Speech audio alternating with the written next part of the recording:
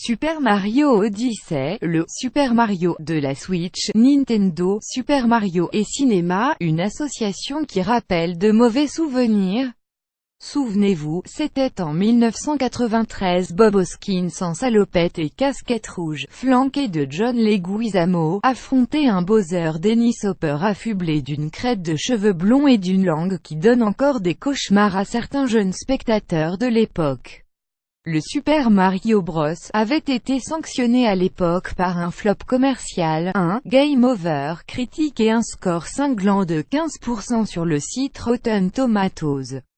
24 ans plus tard, Mario s'apprête à revenir dans les salles obscures, cette fois en images de synthèse selon le Wall Street Journal et Variety. Nintendo serait sur le point de parvenir à un accord avec Illumination Entertainment, moche et méchant, les mignons, pour redonner vie à l'univers de Shigeru Miyamoto sur grand écran.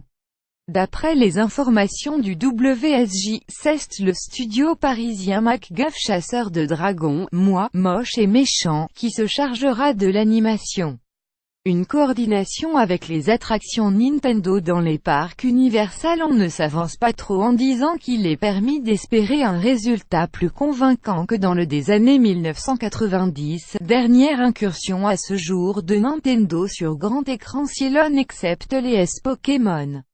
Il faut dire que la barre est placée très bas. La qualité de l'histoire jouera évidemment un grand rôle dans le destin de ce nouveau, mais le matériau scénaristique de départ étant assez maigre, les jeux Mario misent plutôt sur le gameplay, et c'est tant mieux, les scénaristes devraient avoir une bonne marge de manœuvre. Aucune date de sortie n'est avancée, mais le étant encore au stade de projet, on pourrait imaginer une arrivée en salle coordonnée avec l'ouverture des attractions Nintendo dans les parcs Universal dont Illumination Entertainment est une filiale, annoncée aux États-Unis et au Japon, soit d'ici à 2020.